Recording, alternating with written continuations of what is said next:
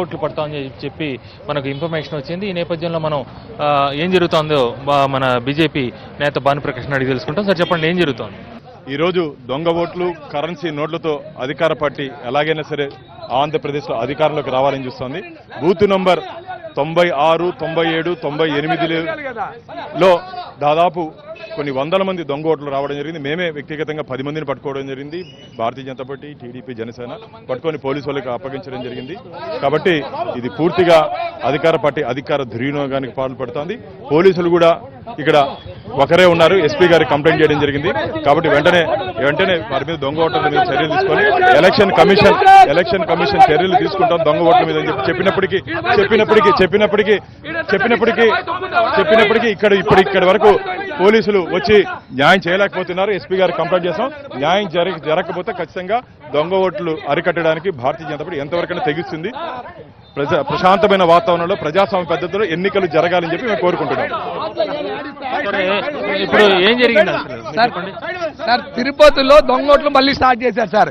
వీళ్ళకి ప్రజాస్వామ్యం మీద నమ్మకం లేదు సార్. వీళ్ళకి ప్రజల తీర్పు అనేది క్లారిటీగా ఉండాలి.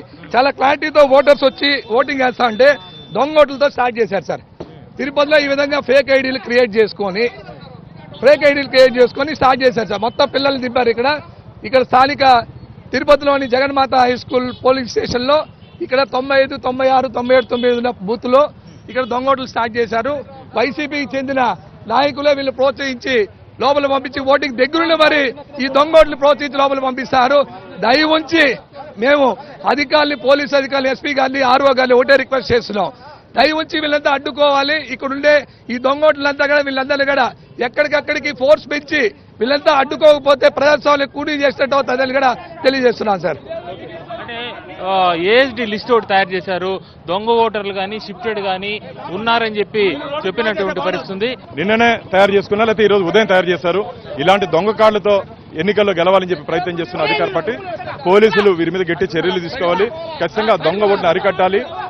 అధికార పార్టీ వైసీపీ దొంగ ఓటుతో గెలవాలని ప్రయత్నం చేస్తుంది. ఎట్టి పరిస్థితులను దాని ఎన్డీఏ ఒప్పుకునే ప్రసక్తే లేదని చెప్పి తీవ్రంగా హెచ్చరిస్తుంది. ఇప్పుడు ఒకటి చెప్పండి, వీళ్ళు ఇట్లా ఈ కార్డు తీసుకుని వచ్చినప్పుడు మీరు కంప్లైంట్ చేసినప్పుడు వాళ్ళని పోలీసులు అదుపులోకి తీసుకున్నారా లేదా? ఎస్పీ స్వయంగా కూడా చెప్పడం జరిగింది. ఒకే ఒక పోలీసు ఉన్నారు. నేనే స్వయంగా ఎస్పీ గారితో మాట్లాడడం జరిగింది. ఇప్పుడు ఫోర్స్ వచ్చారు. అంటే ఫోర్స్ లేకుండా ఒకరితోనే మెయింటైన్ చేయాలంటే 4 బూతులు కుదిరే ప్రసక్తే కాదు. కాబట్టి అడిషనల్ ఫోర్స్ ఉండాలి.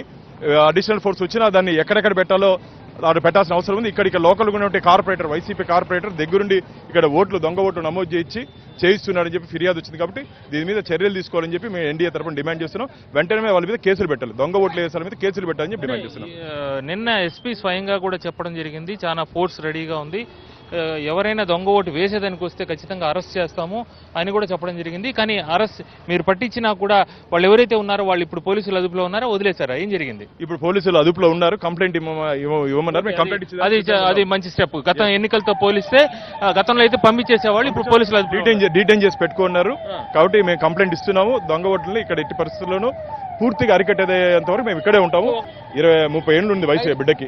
అవుట్ ఖచ్చితంగా భవిష్యత్తులో ఉద్యోగం కానీ ఏం వచ్చేదానికి అవకాశం లేదు. ఎందుకండి మీకు చెప్పండి? మీరు బాధ్యతగా చెప్తున్నారు. బాధ్యతగా చెప్తున్నాం. ఎవరు ప్రజాస్వామ్యాన్ని కాపాడదాం, అసలైన ఓట్లు మాత్రం వచ్చి ఓట్లు వేయండి. వాళ్ళ తల్లిదండ్రులు, ముఖ్యంగా వాళ్ళ కుటుంబ సభ్యులు ఇలా చేయొద్దని చెప్పాల్సిన అవసరం ఉంది. వాళ్ళ శ్రేయస్సు కోసమే కాదు, సమాజ శ్రేయస్సు కోసం కూడా ఇది మంచిది కాదు. Video news Nagaraju.